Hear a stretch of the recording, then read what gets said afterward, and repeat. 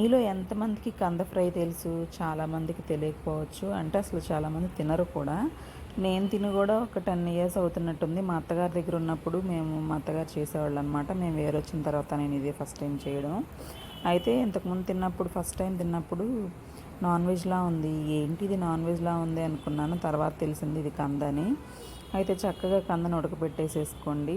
చేసేటప్పుడు కానీ క్లీన్ చేసేటప్పుడు కొన్ని జాగ్రత్తలు తీసుకోవాలి.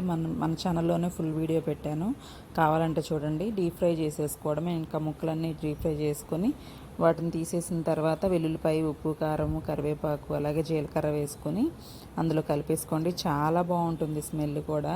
టేస్ట్ అసలు ఎంత బాగుందంటే అంత బాగుందనమాట. నేను లాస్ట్లో కొంచెం పల్లీల పొడి ఉంటే వేసుకున్నాను. మీ ఇష్టం, మీ దగ్గర కొబ్బరి పొడి ఉన్నా కూడా వేసుకోవచ్చు. అసలు ఇప్పటివరకు తినకపోయినా కూడా ఒక్కసారి ట్రై చేయండి, మీరు ఇంకా మర్చిపోరనమాట. అంత బాగుంటుంది టేస్ట్. తప్పకుండా